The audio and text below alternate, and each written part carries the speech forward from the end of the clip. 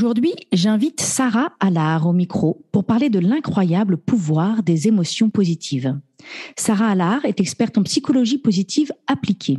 Spécialiste du bien-être et de la gestion des émotions, elle travaille en collaboration avec de nombreux médecins, psychologues, coachs, sophrologues, naturopathes, philosophes et propose des conférences, ateliers et programmes pour aider les personnes et les organisations qui souhaitent s'épanouir et révéler leur potentiel. Son premier livre, Sunday, Monday, Happy Days, a déjà enthousiasmé des milliers de lecteurs. Et aujourd'hui, elle vient nous parler de son tout nouveau livre, I Feel Good, 5 étapes pour activer le pouvoir des émotions positives, publié aux éditions Larousse. Alors bonjour Sarah et bienvenue dans ce podcast. Bonjour Christine, merci beaucoup, je suis ravie d'être avec toi et avec vous. Alors dis-moi, ton nouveau livre, là, I Feel Good, est-ce que c'est la suite de ton premier livre, Sunday, Monday, Happy Days? Alors, c'est pas du tout la suite, c'est un livre très différent. Sunday, Monday, Happy Days, c'est plus comme un grand grimoire de la psychologie positive avec 101 expériences pour être heureux 7 jours sur 7, donc à la fois dans notre vie personnelle et professionnelle. Donc c'est un livre à lire surtout pas d'une traite et à vivre surtout peut-être en regardant, en l'ouvrant au hasard chaque jour par exemple. Non, là j'ai vraiment eu envie d'écrire un livre sur le thème des émotions. C'est un thème qui me tient à cœur, qui me passionne depuis de nombreuses années, probablement parce que je suis très émotive et sensible et que j'ai assez rapidement compris dans ma vie qu'il était assez important que je travaille là-dessus et que j'ai des outils là-dessus. Et donc voilà, j'avais vraiment envie de faire un zoom sur les émotions et c'est plus un livre qui se lit comme un roman avec des rituels, une méthode en 5 étapes, des histoires inspirantes. Mais c'est pas du tout, sans une expérience. Là, on est vraiment sur un livre qui propose une démarche assez complète pour travailler sur ses émotions et faire sa métamorphose émotionnelle. Est-ce que tu peux nous parler un petit peu de ce vécu que toi tu as eu avec tes émotions enfant, cette histoire personnelle, cette relation personnelle que tu as avec les émotions? Tu dis, j'ai senti que j'avais besoin d'être équipée. Oui, j'ai senti rapidement, enfant et puis après adolescente et jeune adulte. Quand j'étais par exemple, ce qui me vient tout de suite, c'est quand j'étais en classe préparatoire, je dormais pas de la nuit avant chaque examen blanc ou chaque concours blanc, etc. Et c'est vrai que je voyais mes petits copains à côté, parfois qui me disaient: «Ah, moi j'ai super bien dormi, il n'y a pas de problème». Et je sentais bien que j'avais pas le même niveau de stress et la même réaction à la situation que les autres personnes autour de moi. Et donc, à l'époque, malheureusement, je n'avais pas forcément les outils, donc c'était un peu compliqué. J'avais ni les outils, ni forcément l'envie de consacrer du temps à faire des choses, parce qu'en prépa, on a juste envie de travailler. Donc, voilà, mais ça a été un bon déclencheur pour moi, pour comprendre qu'il était vraiment important de m'occuper de mes émotions. Et puis, plus récemment, l'histoire de ce livre, ça a vraiment commencé pendant le premier confinement, parce que j'étais enceinte, très fatiguée, nauséeuse et que comme tout le monde, j'essayais de gérer la situation. Je m'occupais de mon fils, de mon travail. Et puis, le soir, il se trouve qu'en fait, mon conjoint avait tous les symptômes du coronavirus, donc enfermé dans la chambre d'amis pendant 3 semaines. Et là, pour la première fois de ma vie, je me suis sentie déprimée, de plus en plus déprimée. Et je commençais à contaminer tout le monde. Et là, je me suis dit, en fait, là, maintenant, mon problème, c'est surtout un problème émotionnel, finalement. Et mon problème, c'est que je suis en manque d'émotions positives. Et c'est vraiment pour ça que j'ai eu envie d'axer ce livre sur les émotions positives, parce que je crois vraiment que bien souvent, quand on est stressé, quand on est déprimé, quand il y a des tensions relationnelles ou qu'on manque d'énergie, c'est simplement qu'on est en manque d'émotions positives et qu'il faut se reconnecter à tout ça et mettre en place des actions parce que ça ne se fait pas forcément tout seul. C'est amusant que tu décrives ça, parce que c'est exactement avec cette même expérience différente pour moi, mais cette prise de conscience en plein confinement que, en fait, j'étais vraiment profondément affectée au niveau de mon niveau de stress et au niveau de mes émotions par la situation. Et c'est là où j'ai décidé de créer ce podcast, en me disant: ah, mais en fait, mais si moi, Christine, le Vicky, qui est connue pour être quelqu'un qui travaille beaucoup sur elle, une coach, qui arrête de râler, enfin voilà, si moi, je suis autant affectée par la négativité ambiance et par le stress, mais qu'est-ce que ça doit être pour tout le monde, en fait? Et je me suis dit, il faut absolument être moteur et prendre la responsabilité de nourrir un nouvel élan dans nos vies en fait, c'était vital, en fait. C'était vital de le faire, et c'est pour ça que j'ai créé ce podcast, pour avoir des invités, pour proposer des conversations, pour vraiment pouvoir nourrir des nouvelles conversations et nourrir des nouvelles émotions, en fait, dans la vie de mes auditeurs et dans ma vie aussi. Donc, c'est intéressant de voir que ce podcast et ton livre Il y a un parallèle. Ouais. C'est vrai. C'est vrai, on a eu la même impulsion et c'est vrai que moi, sur le coup, il y a eu effectivement l'envie de démarrer ce livre-là. Et puis, sur le coup, j'avais besoin de mettre en place des actions très, très concrètes et il n'a pas fallu grand-chose, en fait. Je me suis mis à tout simplement commander des petits plats qui me faisaient plaisir. Et en plus, j'ai fait l'impression de faire une bonne action par la même occasion. Et puis, juste me créer ce que j'appelle dans le livre et ce qui me sert énormément, un réservoir positif, qui est un réservoir de ressources positives. Ça peut être des livres, des films, des expériences que j'aurais envie de faire plus tard, etc. Et ça a tout changé, en fait, en quelques jours. Le simple fait d'arrêter de regarder la série dramatique sur Netflix le soir et de me faire plaisir avec des bonnes choses à manger. En quelques jours, je suis sortie de cette déprime et je me suis dit, c'est vrai que c'est important qu'on prenne conscience qu'on a le pouvoir de sortir de notre état de déprime ou de stress avec parfois peu de choses. Donc voilà, tu as voulu dans ce livre vraiment zoomer sur les émotions positives. C'est vrai que souvent, quand on a des livres sur les émotions, on nous parle souvent de toutes les émotions et notamment des émotions labellées négatives, bien que ça n'a pas vraiment de sens de les labeller négatives. Mais toi, tu as voulu là, tout particulièrement, nous parler uniquement des émotions positives. C'est ça? Alors, c'est effectivement, je ne parle pas uniquement des positifs parce qu'en fait, on a besoin quand même de réguler les négatifs pour laisser de la place aux positifs dans certains cas. Donc, j'ai voulu quand même évoquer, enfin même de façon assez détaillée, tout ce qu'on peut faire, en tout cas la synthèse de moi, tout ce qui m'a servi et de tout ce qu'on peut faire pour réguler nos émotions négatives. Et comme tu le dis, si bien elles ne méritent pas vraiment cette appellation de négative. On les appelle comme ça parce que elles sont associées à des pensées désagréables, à des sensations désagréables. Mais en fait, elles sont très utiles, très importantes. Heureusement qu'on a peur quand une voiture nous fonce dessus. C'est vraiment important. C'est des informations. Donc j'en parle comme ça et pour qu'on les prenne pour ce qu'elles sont. En fait, c'est des informations sur nos besoins. Quand j'ai une émotion négative, et ben, c'est un peu comme un panneau stop ou un panneau attention danger. Ça me dit que je dois mener une action pour retrouver mon bien-être et que l'un de mes besoins importants, probablement, n'est pas satisfait. Donc, c'est vraiment important et j'explique plutôt même dans la 4e partie comment on peut avoir une bonne hygiène émotionnelle. On en reparlera peut-être. Mais j'ai vraiment voulu effectivement mettre l'accent sur ces émotions positives qui sont tellement puissantes. En fait, les études sont incroyables quand on voit les pouvoirs des émotions positives sur notre attention, sur nos capacités intellectuelles et notre créativité. En fait, c'est aussi... Le livre a failli s'appeler l'antidote parce que c'est vraiment probablement le meilleur antidote au stress, à la déprime, à l'amorosité. Elles sont vraiment très, très puissantes. Il y a des études très intéressantes là-dessus. Et aussi sur notre santé, c'est assez énorme l'impact sur notre système immunitaire, intéressant aussi en ce moment, sur nos relations, notre travail. Donc, elles sont tellement puissantes que je trouve dommage que, comme tu le soulignes, souvent, c'est des grandes oubliées des ouvrages sur les émotions. Alors que, voilà, il faut passer vraiment à la proactivité joyeuse parce que c'est très important. Alors, je veux juste revenir sur ce que tu as dit tout à l'heure parce que c'est vis-à-vis des émotions négatives qui, en fait, derrière chaque émotion négative se cache un besoin. C'est un indicateur, c'est une information qu'il y a, une information qu'on reçoit, qu'on ressent, qui nous dit « Ah tiens, il y a peut-être quelque chose à faire bouger, il y a peut-être quelque chose à changer, il y a peut-être quelque chose à chercher à agir ou lâcher prise. » Mais voilà, il y a une souffrance, il y a un irritant. Et l'idée, c'est pas de mettre le zoom sur l'irritant, mais d'apprendre de l'irritant et de se dire « Tiens, qu'est-ce qui se passe là pour moi et qu'est-ce que je pourrais faire pour éviter que ça se reproduise ?» Et ça, moi, c'est vraiment ce que j'ai vécu avec J'arrête de râler. C'est vrai que dans mon challenge, quand je me suis lancée dans ce challenge d'arrêter de râler, il y a beaucoup de personnes qui m'ont dit « Ah, mais alors donc maintenant, on doit tout se coltiner et on doit continuer à souffrir, mais en plus, on peut plus rien dire. » Et je dis « Ah non, c'est pas ça le challenge. Le challenge, c'est vous continuez à mener, enfin, on continue à mener nos vies. Et quand on rencontre une raison de râler, plutôt que de juste râler, parce qu'en fait, râler ne fait pas avancer le schmilblick, plutôt que de juste râler, on va apprendre de la situation.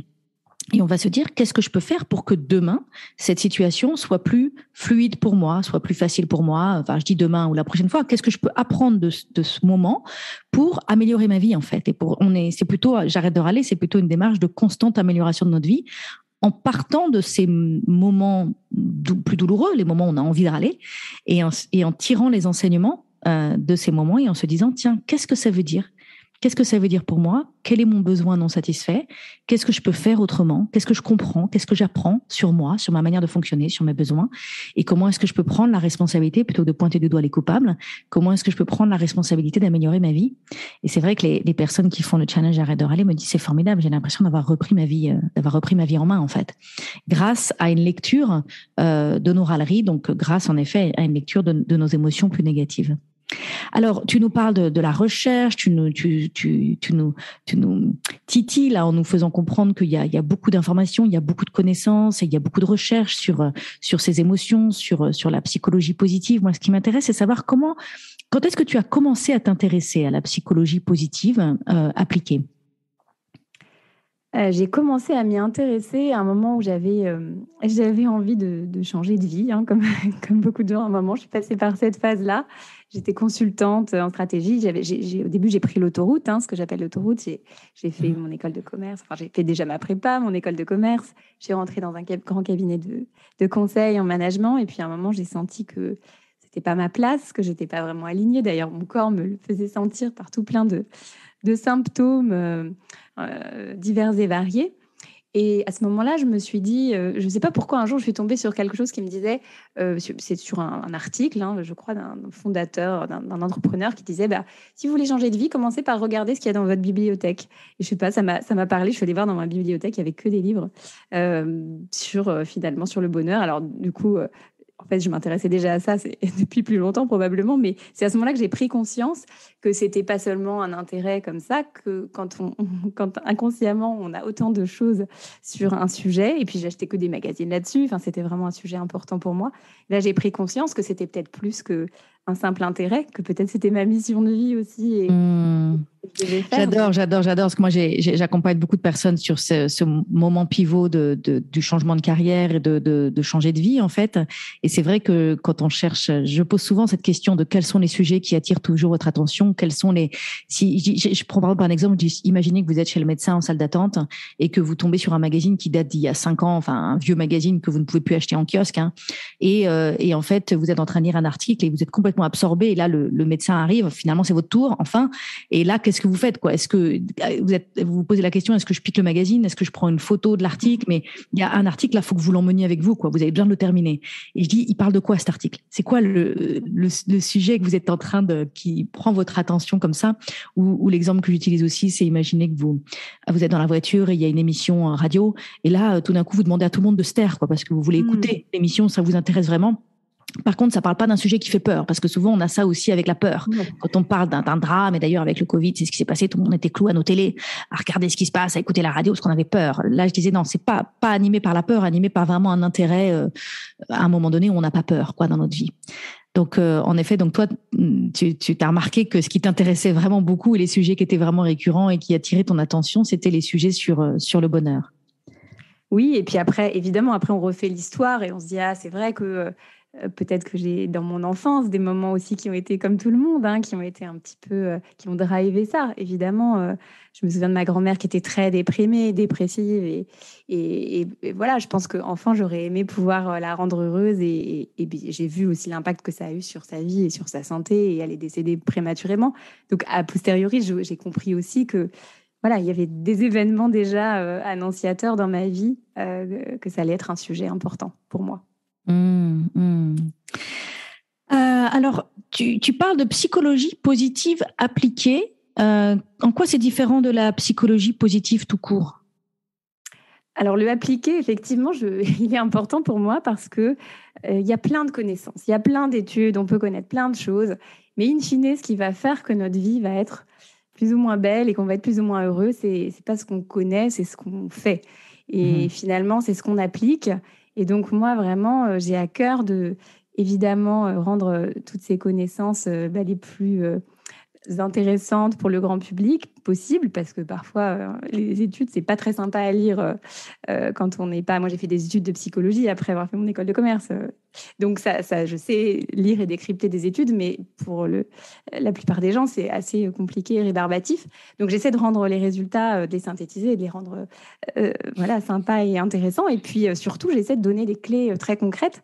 Donc dans ce livre, c'est pour ça que j'ai voulu proposer, il y a 47 rituels qui sont vraiment des petits rituels très simples, mais très précieux. J'aime beaucoup ce mot de rituel parce que c'est ce qui est, ça montre bien à quel point c'est précieux et important de prendre soin de nous et puis des autres à travers ces rituels. Et donc voilà, c'est concrètement, qu'est-ce que je fais? Donc c'est pour ça qu'il y a des exercices, il y a des rituels, parce que c'est bien de savoir des choses, c'est très bien, c'est la première étape probablement, mais en fait, le vrai pouvoir et ce qui va vraiment changer les choses, c'est ce qu'on va faire au quotidien. Et donc j'essaie de donner des clés vraiment aux gens pour pouvoir mettre en place des changements. Ça vraiment, je crois que c'est essentiel, hein, parce qu'il y a plein de gens qui savent tout à fait ce qu'il faudrait faire pour gérer leur stress, hein, y compris des universitaires qui ont étudié dans les plus grandes universités, mais simplement, ils ne le font pas, donc ils sont super stressés. Et voilà, pareil pour plein d'autres. Donc, et c'est dur, hein, je veux dire, moi, la première, par moment, je me réalise que j'oublie de faire des choses, mais voilà, c'est important de se rappeler. Ça demande une certaine discipline, quelque part. Et c'est vrai qu'on a tendance à penser que la discipline, c'est un truc rébarbatif, c'est une contrainte, c'est quelque chose qu'on veut pas faire. Quand on se dit la discipline, ah ben c'est bon, quand j'étais enfant, il fallait que je me mette en rang devant la salle de classe. Là, maintenant, je suis adulte, je fais ce que je veux, quoi. La discipline, on a souvent une relation un peu de rejet vis-à-vis de la discipline. Et c'est vrai que de faire ces rituels ou de mettre en place ces pratiques au cœur de notre vie, ça demande une certaine discipline. Ça demande à un moment donné de se dire, allez, tu le fais, quoi. Tu le fais, point barre, même si tu es fatigué, même si, je sais pas, enfin, faut se respecter, bien évidemment, hein, mais à un moment donné, il y a quand même, ça nécessite un certain engagement de notre part de le faire. Donc, c'est pour ça que j'appelle ça de la discipline. Et moi, j'ai une personne qui a un centre spirituel à Los Angeles qui s'appelle le révérend Michael Beckwith, qui est d'ailleurs dans le film Le Secret. Et donc, il a un centre spirituel auquel je vais régulièrement. Enfin, avant le Covid, j'allais régulièrement. Et lui, il aime bien utiliser le mot discipline. Et en français, je le traduis, moi, en déliscipline. Et donc, en fait, de se dire, voilà, mettre en place ces rituels ou mettre en place ces pratiques qui vont être bons pour nous, c'est une discipline, mais en fait, c'est une discipline qui nous amène à connecter aux délices de notre vie. Donc, une déliscipline. J'aime beaucoup ce mot. Et alors, je voudrais aussi revenir sur, donc, tu parles de rituels. Et c'est vrai quand on utilise le mot rituel et quand on parle un peu des émotions positives et tout ça, on peut, et tu as sûrement dû entendre des gens te dire ça, dire on n'est pas des bisounours, on a tendance à penser que tout ça c'est un peu des frivolités. Or, toi, tu viens avec un angle de dire non, c'est scientifique en fait. Il y a vraiment des recherches scientifiques. La psychologie positive, c'est un champ de recherche scientifique. Est-ce que tu peux nous parler un petit peu de où en est la science aujourd'hui sur ce sujet de la psychologie positive? Mais la psychologie positive, c'est une branche de la psychologie qui est née dans les années 80, vraiment sous l'impulsion de Martin Seligman, qui est un psychologue américain et mondialement connu. Et depuis, ça n'a pas cessé de se développer. C'est-à-dire qu'il y a des centaines d'études chaque année qui traitent de ce sujet. Et au lieu de se focaliser simplement sur qu'est-ce qui nous stresse, qu'est-ce qui nous déprime, comment on peut traiter les anxieux et les dépressifs, c'est évidemment très important. Mais il y a tout un champ qui est de se dire comment on peut faire pour que la plupart des personnes soient plus épanouies, plus heureuses. Donc il y a énormément d'études. Et sur les émotions positives en particulier, il y a une étude, pour ceux qui veulent aller chercher des chiffres et qui ont besoin d'être convaincus, il y a une étude de 2005 qui a été menée par vraiment 3 grands experts de ce sujet, qui s'appelle Sonia Lyubomirsky, Laura King et Ed Diner. Et cette étude-là, ils ont fait ce qu'on appelle une méta-analyse. Donc, ils sont allés chercher toutes les études qui existaient à ce moment-là sur le pouvoir des émotions positives. Ils en ont trouvé 225. Et ils ont montré que globalement, les gens qui avaient des émotions positives fréquentes réussissaient mieux que les autres dans 3 grands domaines de la vie. Donc évidemment en termes de bonheur, mais au-delà de ça, dans 3 grands domaines que sont le travail, la santé et les relations, qui sont quand même des domaines, je ne sais pas, assez importants en général. Donc c'est une étude un peu fondatrice qui est vraiment souvent citée et à garder en tête et qu'on peut consulter quand on a des doutes sur le sujet. Mais ils insistent sur une chose qui est très importante quand même, c'est la dose. il faut une certaine dose. C'est un peu comme les fruits et légumes. On sait qu'il faut en manger suffisamment pour être en bonne santé. Et bien, c'est pareil avec les émotions positives. Sauf qu'on sait, on a un chiffre assez clair qui a été défini par une chercheuse qui s'appelle Barbara Fredrickson. Et elle a montré que pour être heureux, pour être épanoui, il nous faut 3 fois plus d'émotions positives que d'émotions négatives. Alors, c'est pas forcément évident de savoir là, est-ce que je suis dans, dans ce ratio ou pas. Il y a un test qui existe que j'ai mis sur mon site, mais on a toujours une petite idée de est-ce que je me situe vraiment loin de ce seuil ou pas, intuitivement. Et c'est vraiment intéressant, c'est vraiment un effet de seuil. C'est ce que j'ai vécu pendant le confinement, que tu as peut-être vécu aussi, et que beaucoup de gens ont vécu peut-être sans s'en rendre compte. C'est que c'est comme la glace, à partir d'une certaine température, à partir de zéro, et bien, quand le climat, la température augmente, la glace fond. Et c'est pareil qu'avec les émotions positives, quand on réchauffe un peu le climat émotionnel de notre vie, à partir d'un certain seuil, on n'a pas fait grand-chose, mais peut-être on a rajouté un petit truc positif et on bascule dans un autre état. Et ça, c'est vraiment important de comprendre cet effet de seuil. Et ça veut aussi dire qu'on a le droit d'avoir des émotions négatives. Ouf. Mais voilà, il faut quand même se dire que globalement, chaque fois que j'ai une émotion négative, elle devrait être compensée par 3 émotions positives à peu près. Et ça crée, on passe d'un cercle vicieux à un cercle vertueux, en fait. Exactement. Ça change complètement. Dès qu'on passe ce seuil-là, on commence à fleurir, à s'épanouir. Il se passe plein de choses positives dans notre vie. Donc, tant qu'on n'y est pas, c'est tout simplement de se dire qu'est-ce que je peux rajouter de positif à ma vie. C'est quand même, c'est du bon sens, mais c'est vrai qu'on n'y pense pas forcément. C'est marrant, j'aime beaucoup ce chiffre de 1 sur 3, en fait. Hein, c'est ça, hein, c'est 1 sur 3. Il faut 3 fois plus de positif. Ouais, donc ça, c'est quand même un bon indicateur. Et je pense que pour beaucoup de personnes qui nous écoutent, c'est peut-être une claque dans la figure de se dire « Ouh, j'y suis pas là ». Là, j'y suis pas, donc ça, c'est intéressant. Et ça me rappelle, ça fait lien avec ce que j'ai vécu quand j'ai fait mon challenge « J'arrête de râler ». Déjà, je me suis rendu compte en arrêtant de râler que j'avais plus grand-chose à dire dans mes conversations, qu'il y a beaucoup de choses que je disais dans mes échanges avec mes collègues du bureau, de bureau, ou pas de bureau, mes collègues de bureau, avec les membres de ma famille, avec mes amis. Enfin, je me suis rendu compte que quand râler n'était plus une option pour rentrer en lien avec les autres, eh ben, j'avais plus grand chose à dire. Donc ça, c'était un peu une claque dans la figure. Mais surtout, je me suis dit, par quoi je vais remplacer ça? Et j'ai décidé de remplacer et de me mettre à parler de ce qu'allait bien, en fait. Me mettre à parler de positif, célébrer, parler de gratitude, parler de sujets qui m'intéressent, parler d'expériences chouettes que j'ai vécues, de découvertes. Donc j'ai petit à petit, j'ai remplacé mes râleries dans mes conversations par des choses positives. Et en effet, ça a créé, donc maintenant je comprends pourquoi, ça a vraiment créé une spirale vertueuse pour moi, où du coup, c'est devenu beaucoup plus facile de ne pas râler. Parce que les choses qui me faisaient râler avant ne me faisaient plus râler, en fait. Je me disais, mais c'est pas bien grave, en fait, c'est pas bien important. En fait, j'ai des choses plus importantes à faire dans ma vie que de râler sur ce truc. J'ai envie de mettre mon attention ailleurs, en fait. Ça a appris à mon cerveau à mettre mon attention ailleurs sur des choses qui étaient plus au service de ma vie. Oui, c'est ça. Et ce que tu décris, c'est qu'en fait, on peut aussi vraiment changer. C'est ce que j'appelle un peu la métamorphose émotionnelle, mais on peut changer même d'identité et de personnalité émotionnelle si on le souhaite. Évidemment, c'est pas forcément le souhait de tout le monde, mais ça, c'est quand même je trouve une des découvertes majeures de la psychologie ces dernières années, c'est qu'on peut faire évoluer notre personnalité si on le veut. Et si on fait des efforts, et évidemment, ça ne se fait pas tout seul. Mais ça, je trouve que c'est extrêmement libérateur pour tous ces gens qui se mettent dans une étiquette de « je suis anxieux, je suis râleur, je sais comme ça ». Ça ne changera pas. En fait, si, ça peut changer, mais par contre, il faut le vouloir et il faut se dire pourquoi j'ai envie que ça change. C'est toujours le pourquoi. Tout doit démarrer avec cette question de pourquoi j'ai envie que les choses changent. Voilà, parce que le pourquoi va être source de motivation, en fait. Si on ne sait pas pourquoi on fait quelque chose, si on le fait parce qu'on se dit qu'on doit le faire et que c'est pas un réel choix et une réelle envie, bah c'est difficile de se changer intérieurement si on sait pas pourquoi on veut le faire. C'est ça que tu veux nous dire?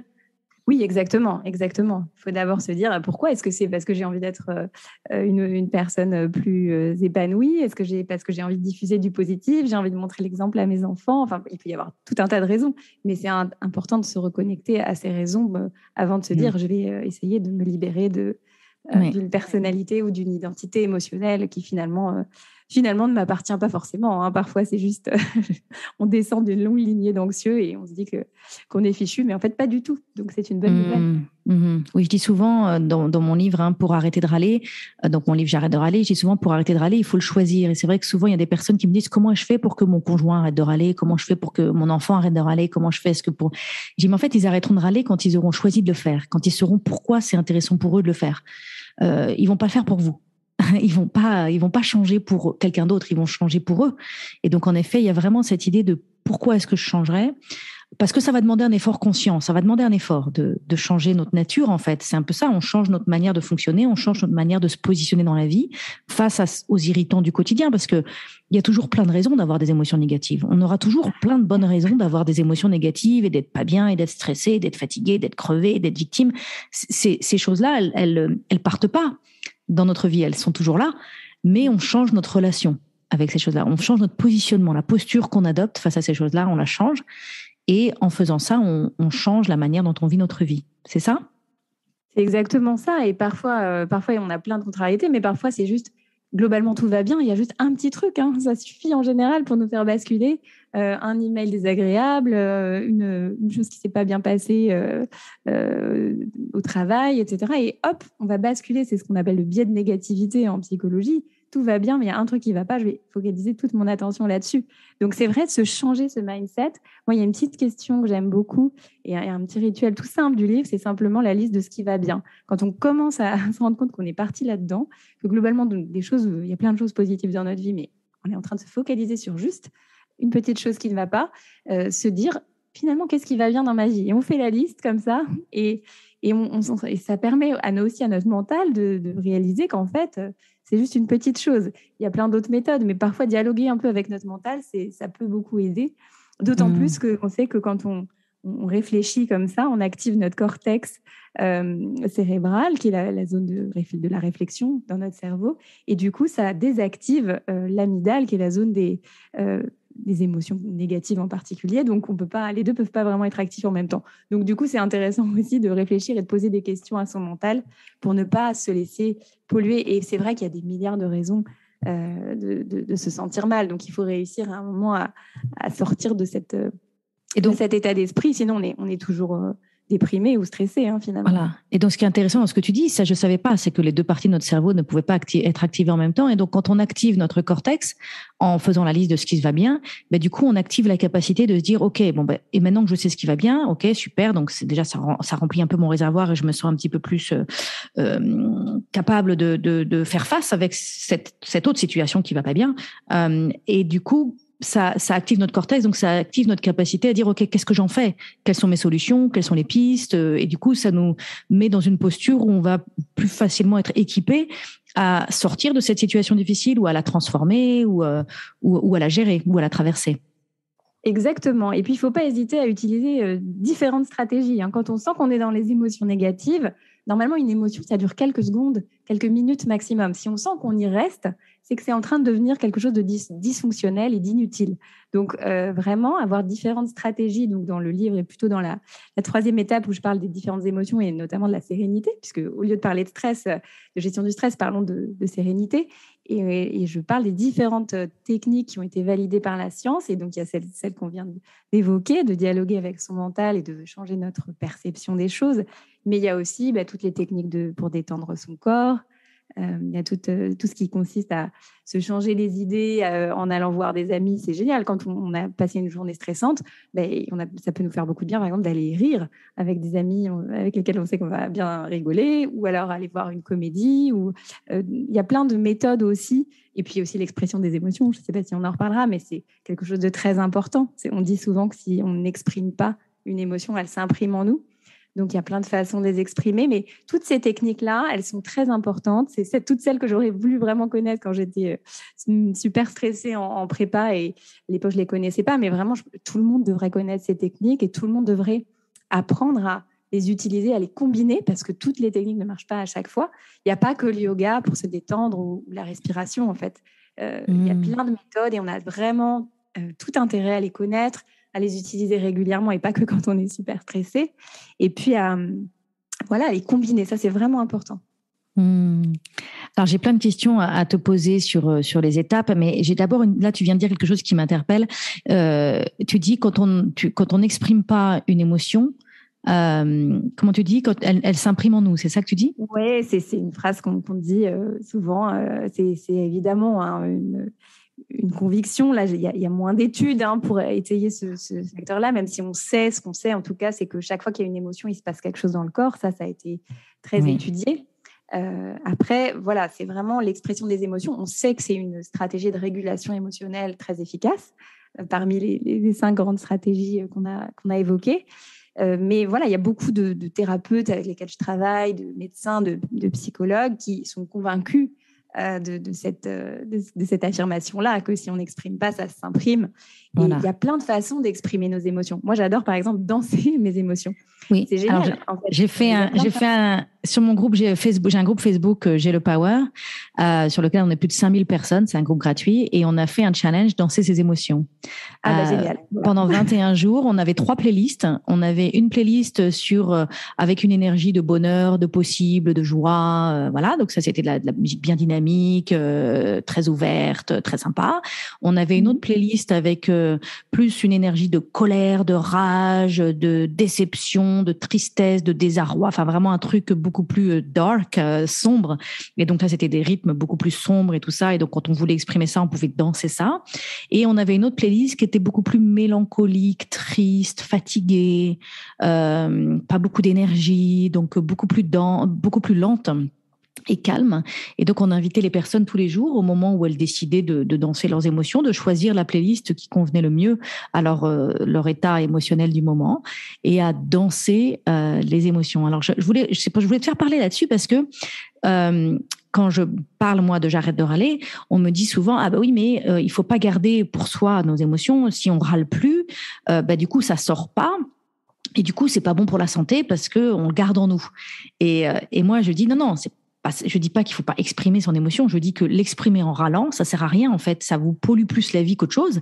Et donc, j'invite justement les personnes qui arrêtent de râler à trouver d'autres moyens beaucoup plus sains, beaucoup plus libérateurs en fait, des moyens libérateurs d'exprimer leurs émotions, parce que râler en fait ne nous libère pas en fait de notre émotion. Exactement, exactement. Alors on peut avoir peut-être le moment, un petit moment comme ça où on déverse. En fait, c'est après peut-être que toi ta philosophie c'est de pas du tout râler. Moi je me dis peut-être que ça peut être intéressant d'avoir des moments. Parfois on a la minute gros mots ou la minute où on se lâche et on a le C'est droit l'effet cocotte minute, le moment cocotte minute, voilà.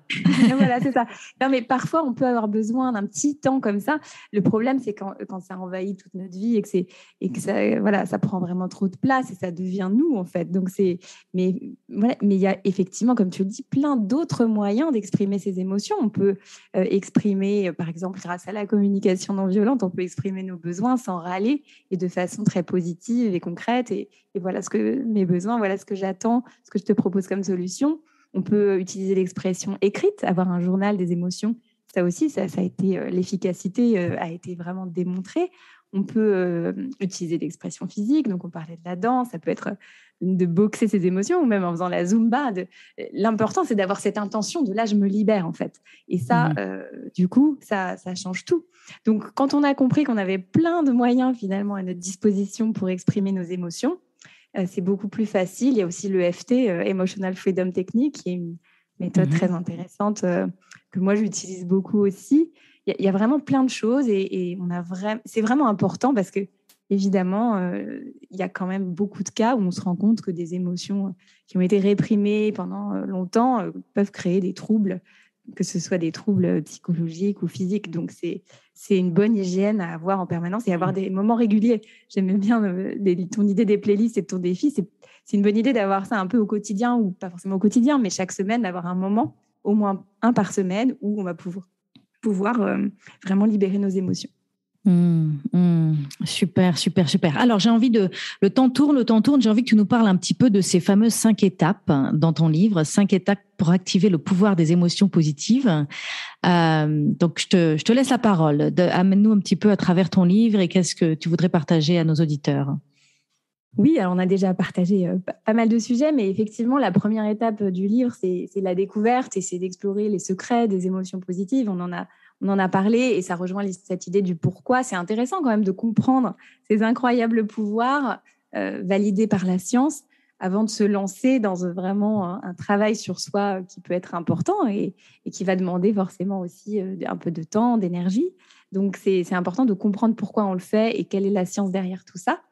Donc ça, c'est vraiment la première étape. La deuxième étape, c'est l'autodiagnostic. C'est parce que finalement, les émotions, c'est vraiment une porte d'accès à soi-même qui est assez extraordinaire pour se connaître. On dit souvent, par exemple, que la joie, c'est une boussole. Quand je suis dans la joie, c'est probablement que je suis à ma place, que je suis que je suis en phase avec mon âme et mon âme d'enfant, ce qui est la même chose probablement.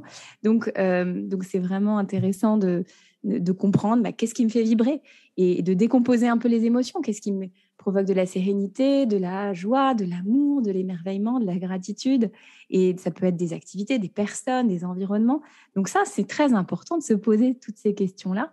Et puis aussi, évidemment, on l'a vu, comprendre à contrario, qu'est-ce qui me stresse. Et probablement, et tu le disais toi-même, il y a plein de stresseurs sur lesquels on peut agir. On a probablement beaucoup trop de stresseurs à gérer. Et en plus, on a tendance à s'habituer. Donc, ne pas hésiter à vraiment prendre des choses en main. Quand on peut modifier une situation, la modifier. Voilà, dans cette étape d'autodiagnostic, j'invite aussi à réfléchir. Je parle aussi des hormones du bien-être, parce que c'est quelque chose d'assez extraordinaire de comprendre ces 4 hormones, la dopamine, l'ocytocine, la sérotonine, l'endorphine, de comprendre comment on peut les susciter volontairement par certaines actions et de se dire, il y a un rituel du livre, c'est juste qu'est-ce que je fabrique. C'est de se dire à la fin de chaque journée, qu'est-ce que je fabrique ou qu'est-ce que j'ai fabriqué aujourd'hui comme hormones. Parce que quand on sait comment les susciter, on sait assez facilement où on en est et aussi comment on peut corriger le tir. Peut-être que je suis en manque d'ocytocine, je n'ai pas eu un contact physique avec un être humain aujourd'hui, peut-être que je suis en manque d'ocytocine. Alors, moi, beaucoup de gens ont connu ça pendant le confinement, les gens qui vivaient seuls, et puis même, pas seulement le confinement, en fait, toute cette période où on a eu peur du contact physique. Simplement, on peut juste prendre un bain pour avoir de l'ocytocine ou se faire un câlin à soi-même. Ça marche aussi très bien, avec en plus, en s'envoyant de la tendresse, des pensées positives, etc. Il y a plein de choses qu'on peut faire. Donc voilà, ça, je pense, un point vraiment important aussi, d'être conscient de tout ça. La troisième étape, c'est l'expérimentation, parce que c'est important de se connaître, mais on peut aussi expérimenter des nouvelles pratiques, des nouveaux rituels. Donc là, c'est vraiment pour plus de sérénité, plus de joie, plus de gratitude, plus d'optimisme, et puis plus d'amour, évidemment, l'émotion suprême, probablement la plus puissante. Donc là, c'est dans cette troisième étape qu'il y a tous les rituels que tu proposes ? Alors, ils ne sont pas tous, il y a des rituels à travers toutes les étapes, mais voilà, il y a beaucoup de rituels dans cette partie-là, effectivement, pour trouver notre façon et des nouvelles façons de susciter ces émotions qui sont peut-être les plus puissantes, les émotions positives fondamentales dans notre quotidien. Et parfois, ça peut être des petites choses ou des choses un peu plus originales. C'est des rituels qui viennent à la fois de la science, de la psychologie positive, de la thérapie, du yoga, du coaching, même du taoïsme et du bouddhisme. Enfin, il y a vraiment plein de sources différentes pour ces rituels. Certains, je les ai aussi inventés parce que parfois j'ai des élans comme ça, je crée des rituels. Et voilà, en gros, il y a tout un tas de rituels qui sont vraiment précieux pour que chacun trouve les siens. Puis l'idée, c'est pas de tout faire, bien évidemment. D'ailleurs, souvent, il y a un phénomène de lassitude, quels que soient les rituels qu'on met en place. Donc, c'est bien, au bout de 12 semaines, on dit qu'en général, c'est bien de mettre un petit changement, au moins dans nos rituels. Donc, soit on change un petit peu notre rituel. Par exemple, si on médite, on peut faire un autre type de méditation. Et puis, parfois, d'en mettre des nouveaux, d'accompagner ce qu'on vit. Si on vit une période très stressante, on peut faire de la cohérence cardiaque pour accompagner cette période très stressante et puis après arrêter et puis reprendre. Enfin voilà, on n'est pas prisonnier non plus d'un rituel, c'est vraiment pour se faire du bien. Donc, ça doit être libérateur. Voilà, donc l'idée, c'est pas forcément de faire toujours le même rituel et d'être un peu borné toujours sur la même chose, mais par contre, c'est d'avoir toujours quelque chose. Si on se souvient de cette idée qu'il faut un ratio de 1 à 3 sur les émotions positives, de dire voilà, quelles sont les pratiques, qu'est-ce que je fais dans ma vie pour générer ces émotions, pour générer aussi ces hormones, comme tu disais. Et donc, il y a tout un panel d'options et on va choisir ce qui est le plus adapté à notre réalité du moment. Exactement. Donc, ce qui ne change pas, c'est le fait qu'on a rendez-vous avec notre bonheur à travers ces rituels. Par contre, ce qu'on y fait, ça peut changer. Oui, ça peut changer et c'est même motivant, hein, la nouveauté. Ça fait de la dopamine. Donc profitons aussi de mettre de la nouveauté régulièrement dans nos vies. Et c'est pour ça que j'ai voulu proposer beaucoup de rituels aussi pour qu'on puisse choisir, comme tu dis, en fonction de ce qu'on vit actuellement, en fonction de peut-être aussi notre intuition, nos envies. Donc voilà, on a le choix. C'est bien d'avoir le choix. Est-ce que tu veux que je passe à la 4e étape ? Bien sûr, oui. Alors, la 4e étape, c'est la transformation. Une fois qu'on a fait tout ça, pour se transformer vraiment en profondeur, déjà, moi, vraiment, je suis assez convaincue que chaque journée compte. Chaque moment compte. Notre vie, finalement, c'est une somme de moments, c'est une somme de journées. Et donc, si on se dit, on verra plus tard, non, c'est dommage, plus tard, ce sera trop tard, finalement. Donc, c'est intéressant de se dire que chaque journée compte, chaque moment compte. Et donc, le matin, on peut choisir vraiment notre état d'esprit. Il y a plein de petits rituels dans le livre pour ça, pour réveiller son corps, mais aussi, on peut se faire un self-hug, un câlin à soi-même. On peut imaginer, faire des petites méditations. On imagine qu'on s'ouvre à l'énergie du soleil, qu'on devient soi-même le soleil et qu'on va rayonner toute la journée. On peut aussi se poser la question de notre intention. Qu'est-ce qu'on a envie de diffuser dans le monde ? Quelle est l'empreinte émotionnelle qu'on a envie d'avoir ? Donc, bien commencer la journée, c'est quelque chose de clé. Et puis ensuite, vraiment penser à avoir tout le temps, ce que je disais, un réservoir positif, d'être vraiment... C'est l'anticipation, c'est assez clé, hein, parce qu'en fait, on va vers la facilité. Si vous n'avez pas un livre sympa sous la main ou un film que vous avez repéré, vous allez vous retrouver comme tout le monde devant la série numéro 1 sur Netflix, qui est potentiellement, très probablement une série dramatique, peut-être complètement glauque, qui ne va pas forcément vous faire du bien. Donc, c'est intéressant de devenir vraiment intentionnel avec son temps, parce qu'en fait, on a beaucoup de temps. Simplement, on ne l'utilise pas forcément de la bonne manière. Donc ça, c'est un point on peut se laisser. Moi, j'ai eu cette prise de conscience un jour que je me laissais un peu gaver. C'est-à-dire que je laissais la radio choisir ce que j'absorbais, en fait. J'arrivais dans ma voiture ou le matin au petit-déj, j'allumais la radio, ou j'arrivais dans ma voiture, j'allumais la radio. J'ai eu cette prise de conscience un jour où j'étais à Paris et j'allais rentrer dans la bouche incendie du métro et j'avais un livre dans mon sac, un livre que je voulais lire, mais on m'a donné comment ça s'appelait, le 20 minutes. 20 minutes. Voilà. Et donc, je me suis laissée, je l'ai pris parce qu'on me l'a tendu. Et donc, je l'ai pris. Et donc, je me suis retrouvée à lire le 20 minutes dans le métro au lieu de lire mon livre que j'avais choisi. Et je me suis dit, mais en fait, c'est 20 minutes vers la déprime. Et là, j'ai réalisé qu'en fait, on pouvait avoir tendance à se laisser gaver. C'est-à-dire qu'on n'a pas le contrôle de ce qui rentre dans notre champ de conscience et du coup, de ce qui va affecter notre terrain émotionnel. Et donc là, ce que tu nous dis va dans le sens de cette prise de conscience que j'avais eue, c'est de reprendre le contrôle et de se dire, oui, j'ai du temps, je peux prendre soin de mon terrain émotionnel, mais par contre, je dois reprendre le contrôle et je dois anticiper. Voilà, je dois emmener un livre qui va me plaire, je dois avoir une playlist. Moi, j'ai une liste sur mon téléphone où dès que quelqu'un me parle d'un livre formidable ou d'un documentaire formidable ou de quelque chose qui justement va être positif dans ma vie, je le note. Comme ça, quand je me pose devant ma télé pour regarder quelque chose, je ne laisse pas Netflix décider ce que je vais regarder en regardant le premier qui est dans la liste, mais je vais dans mon téléphone et je regarde la liste des films qu'on m'a recommandés et je vais aller du coup avoir le contrôle et choisir vraiment ce que je veux regarder. C'est ça dont tu nous parles. Exactement ça, c'est ce que j'appelle le réservoir positif. Moi aussi, c'est une liste sur mon téléphone. C'est tout simple, hein, ça n'a pas besoin d'un outil compliqué, mais ça change tout, effectivement, parce qu'on devient acteur de son bien-être. Et parfois, on peut aussi s'adapter. Hein. On pense qu'on n'a pas de temps, mais par exemple, on a beaucoup de temps avec ses enfants, hein, si vous êtes jeune parent ou parent de façon générale. Et parfois, on se dit, là, j'ai pas le temps parce que je dois tout le temps m'occuper de mes enfants. Mais en fait, si vous aimez danser, vous pouvez mettre de la musique, avoir une playlist sympa et la mettre avec vos enfants. On fait beaucoup ça avec les enfants et puis ils adorent. Et en fait, c'est vraiment ce que j'appelle, c'est l'anticipation, puis c'est aussi l'adaptation. S'adapter, ok, peut-être que je peux pas faire 1 heure de yoga le matin, mais je peux peut-être caler 5 à 10 minutes. Et nous, en ce moment, on médite avec notre fils. Il a découvert la méditation avec le livre Calme et attentif comme une grenouille. Et il est demandeur tous les jours avant d'aller dormir. Il veut méditer et c'est génial. Et du coup, on médite tous ensemble. Et voilà, donc je n'avais pas le temps en ce moment de méditer, mais grâce à lui, j'ai quelques minutes pour méditer tous les jours et ça me fait beaucoup de bien. Donc, trouver aussi des façons de mettre en place ces activités positives dans notre vie. C'est vraiment important. Et comme tu dis, sur le réservoir, moi, je fais souvent l'analogie avec le frigo. Régulièrement, on remplit notre frigo parce que sinon, on mangerait que des chips et des conserves du placard et ça serait pas génial.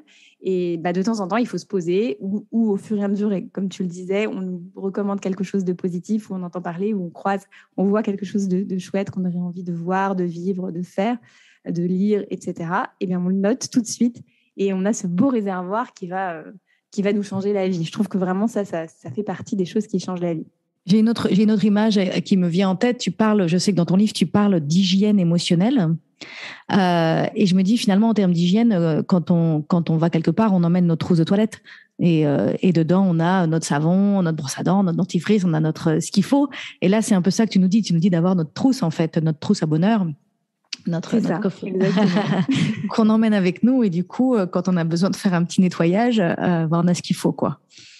Ouais, quand on a le petit boost, qu'on sent qu'on n'est pas tout à fait à notre ratio de 3 fois plus de positif, c'est le moment d'agir et de sortir quelque chose et de devenir vraiment conscient et intentionnel avec ce temps qui est quand même notre ressource la plus précieuse. Super. Alors, 5e étape.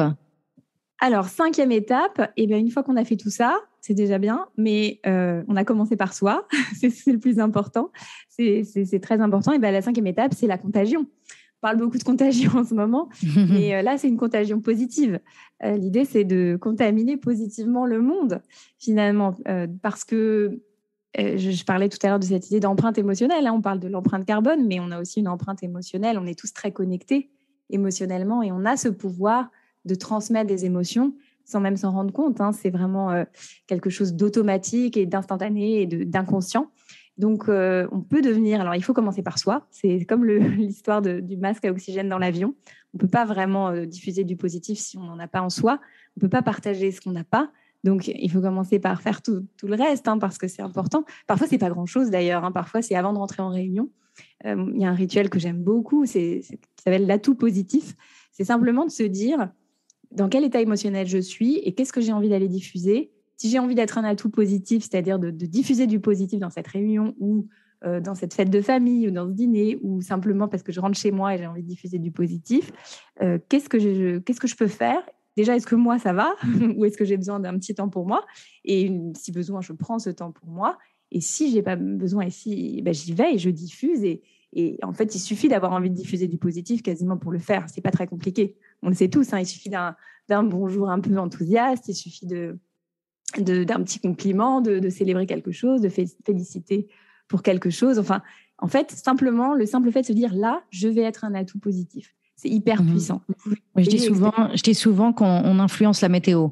On peut, en fonction de comment nous on arrive, on peut influencer la météo. Complètement. Et j'aime ce que tu dis. J'aime ce que tu dis en disant il faut d'abord vraiment commencer par soi et commencer par se transformer nous-mêmes. Et c'est parce que on va rayonner, on va propager, on va faire cette contagion, pas tant parce qu'on dit que parce qu'on est. Je sais pas si ça te parle, ça. Complètement. Voilà. Et donc, c'est notre manière d'être et notre manière d'interagir et qui va influencer vraiment les autres et qui va donner envie aux autres de nous rejoindre dans cette énergie positive. Mais donc, dire aux autres, par exemple, c'est pour ça, par rapport à mon livre J'arrête de râler, hein, dire aux autres, mais arrête de râler, ça sert à rien. Ça changera rien. C'est pas comme ça qu'on fait la contagion. On fait la contagion parce que nous, on râle plus. Et en fait, comme nous, on râle plus, ça change nos rapports humains avec les râleurs autour de nous. Et donc, petit à petit, les râleurs autour de nous se positionnent autrement vis-à-vis de nous et ils apprennent. Et du coup, le changement commence à s'opérer. Oui, exactement. Et c'est vrai qu'il y a plein de façons en fait de devenir un agent positif, hein, de diffuser du positif. Comme tu dis, ça commence par juste travailler sur ce qu'on est et sur notre état d'esprit. Même si les autres ne vont pas le voir. Hein. Quand je parle de l'amour un peu plus haut, avant dans la 3e partie, l'amour, finalement, le plus important, c'est d'être dans l'amour. Quand je suis dans l'amour, et pour ça, par exemple, la méditation de l'amour bienveillant ou juste s'entraîner à être bienveillant avec les gens, si je suis dans l'amour, en fait, je vais diffuser l'amour et je vais avoir des actes d'amour sans même m'en rendre compte. Donc, c'est d'abord cet état d'être qu'il faut travailler. Et bon, il y a plein de petites techniques pour le faire, mais c'est vrai que c'est là-dessus qu'il faut vraiment commencer par travailler plutôt que des actions. Mais après, il y a plein de choses qu'on peut faire pour diffuser du positif. Même quand vous dites à quelqu'un, je suis vraiment contente de te voir, juste exprimer nos émotions positives. Souvent, on ressent des choses, mais on ne va pas le dire. Autant le dire. Je suis vraiment contente de te voir. Ça vous fait du bien parce que quand vous exprimez vos émotions positives, vous les amplifiez. Et puis en plus, vous les diffusez. Ça fait autant de bien à l'émetteur qu'au récepteur. Donc voilà, il y a vraiment plein de façons de le faire. C'est intéressant parce que quand je transmets ce même genre de message dans mes conférences et dans mes interventions autour de J'arrête de râler, j'ai souvent des personnes qui me disent oui, mais c'est bizarre en fait, c'est d'être aussi positif, c'est pas la norme en fait. Il y a cette espèce d'inconfort de se dire mais qu'est-ce que les autres vont penser de moi si je suis positif. On a un peu cet accord inconscient d'être solidaire dans notre misère. Et donc, si moi j'arrive avec une énergie différente, de rayonner du positif, je deviens un peu cet huluberlu, ce bisounours d'ailleurs, et c'est pas, c'est mal vu presque. Je me souviens être intervenue un jour dans une entreprise où j'animais des ateliers J'arrête de râler au boulot auprès d'une équipe. C'est une équipe qui devait avoir 18 personnes autour de la table. Et donc, j'ai animé 6 ateliers d'1 heure, espacés de 15 jours. Et à un moment donné, j'ai une personne qui me dit, oui, mais c'est formidable, j'adore tout ce qu'on apprend dans cet atelier, mais ce qui est compliqué, c'est que il y a comme s'il y avait un peu une règle de on n'a pas le droit d'être heureux au boulot dans notre entreprise parce qu'il y a 1 an et demi, on a vécu, ou il y a 1 an, je sais plus, on a vécu un licenciement, il y a beaucoup de personnes qui sont parties et du coup, on est tous malheureux et du coup, on a un peu cette espèce d'accord qu'on doit être misérable. Parce que si on ne l'était pas, ça voudrait dire qu'on ne serait pas solidaire avec ceux qui ont été licenciés. Et je trouvais ça intéressant je sais pas, ça te parle cette idée-là de remarquer qu'on a des résistances comme si ça se faisait pas d'émettre cette contagion positive parce qu'il y a cette espèce d'accord inconscient d'être solidaire dans notre misère. Oui, alors c'est toujours les conventions sociales. Après, par moment, on sait que, par exemple, c'est vrai qu'on nous a appris à réprimer globalement nos émotions, qu'elles soient positives ou négatives. C'est-à-dire qu'on nous a appris à pas sauter de joie et à pas nous rouler par terre, ce qui finalement serait des attitudes très saines en termes d'émotions. C'est celles qui ont les enfants et c'est ce qui permet aussi à l'émotion de s'exprimer, de sortir de nous. Et donc, on a ces conventions sociales. Parfois, c'est vrai que si vous avez pense à un étudiant qui a réussi son examen et à côté, son copain a raté, il va évidemment là sauter de joie. À ce moment-là, c'est pas forcément adapté. Mais dans plein de moments, on peut se poser cette question, effectivement, de est-ce que c'est vraiment inadapté là de sauter de joie à ce moment-là ou de mettre les bras en V alors que je suis devant tout le monde et d'être fière de ce succès-là, etc. Même s'il y a eu des choses difficiles, parfois on peut aussi le verbaliser, de dire voilà, c'est vrai qu'il y a eu des moments difficiles, il n'y a pas que des choses roses, mais je pense que c'est important de célébrer aussi par moments. Et puis voilà, moi je suis assez convaincue que évidemment il y a des moments où c'est vraiment pas le moment, mais la plupart du temps, on peut se poser la question et on peut même exprimer même nos doutes et nos réticences, mais le faire quand même, parce qu'en fait, c'est très positif d'exprimer verbalement, physiquement nos émotions, et en particulier nos émotions positives, celles qu'on a tendance à oublier de le faire. Mais c'est très important. Même, ça peut être même des petites choses. Ça peut être même un émoticône. Vous voyez, les émoticônes, c'est très bien pour diffuser du positif. On a tendance à se dire est-ce que au boulot, je peux vraiment mettre un smiley? Mettez un smiley, c'est très bien. Ça va contaminer positivement la personne. C'est un peu comme si elle vous voyait sourire. Donc, oui, il peut y avoir des retenues, mais je pense qu'il faut plutôt aller dans le sens de lâcher un petit peu les barrières et de se dire voilà. Je vais le tenter, et puis tentez-le, et puis vous verrez bien qu'est-ce qui se passera. Est-ce que vraiment il y aura des gens choqués? Je ne suis pas certaine. Et là, ce qui me revient, c'est ce que tu nous as dit, moi, qui m'a marqué, c'est le fait qu'il faut un ratio de 1 à 3. Et donc de dire, oui, on vit des difficultés, oui, il y a des challenges à traverser, oui, c'est pas forcément simple, oui, il y a des choses à gérer et on n'est pas en train de faire l'autruche et de prétendre que c'est pas là, quoi. Et en même temps, pour que tout le monde soit au top et au mieux et que ça se passe au mieux, on a besoin de ce ratio de 1 à 3.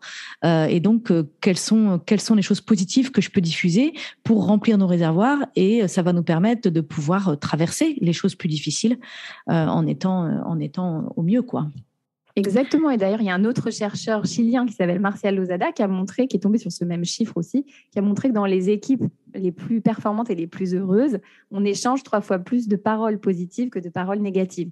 Donc, c'est aussi, donc on retombe sur ce même ratio et c'est certainement pas un hasard.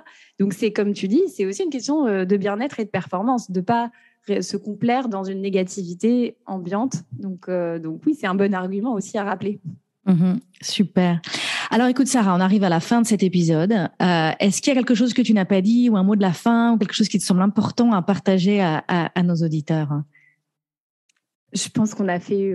évidemment, j'aurais des milliards d'autres choses à transmettre, mais je pense qu'on a fait déjà un bon tour de la question. Et vraiment, moi, un des messages que j'ai, c'est prenez soin de vous sans culpabiliser, parce que c'est presque un acte altruiste, en fait, de prendre soin de vos émotions positives et de votre bien-être, parce que déjà, ça va agir sur toutes les dimensions de votre vie. C'est pas juste, finalement, I feel good.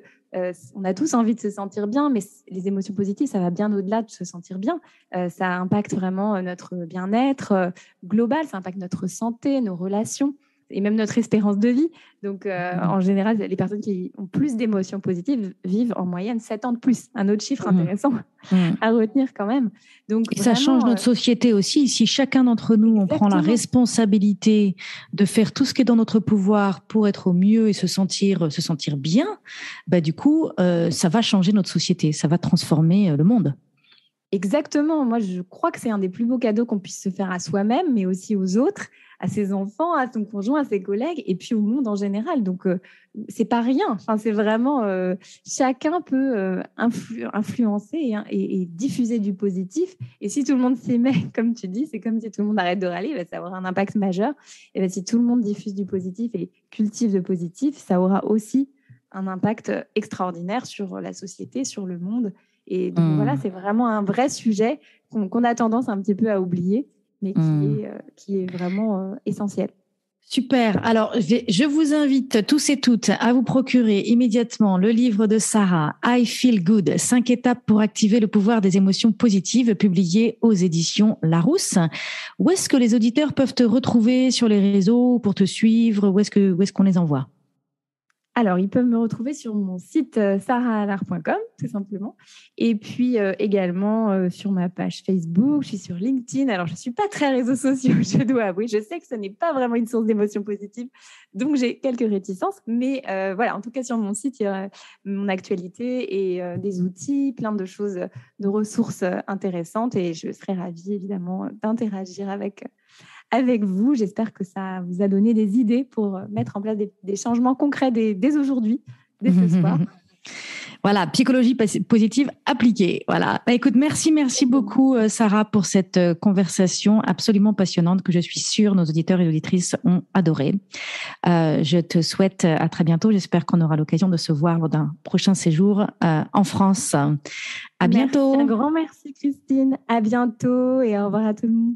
Voilà, ma conversation avec Sarah est terminée. Mais peut-être que vous avez envie de continuer à écouter ces conversations passionnantes sur le bonheur. Dans ce cas-là, je vous invite à écouter l'épisode 1, intitulé « Attention aux informations que nous absorbons », ainsi que l'épisode 18 sur les happy workers, l'épisode 48 « Se libérer de nos pensées polluantes » et enfin l'épisode 52 « Être libre et heureux au boulot ». Bonne écoute! Si vous avez aimé ce podcast, abonnez-vous pour que je puisse continuer à vous partager des ressources pour vous aider à vivre une vie radicalement libre et choisie. Je vous invite à mettre 5 étoiles sur Apple Podcast ou sur votre plateforme préférée. C'est vraiment le meilleur moyen de me soutenir. Vous pouvez aussi partager l'épisode que vous venez d'écouter avec votre entourage si vous pensez que cela pourrait les intéresser. Et si vous avez envie d'aller plus loin, j'ai créé un programme vidéo sur 5 jours gratuit pour vous aider à ne plus vivre votre vie à moitié endormie. Vous le trouverez sur mon site www.christinelevicky.com. À bientôt pour un nouvel épisode.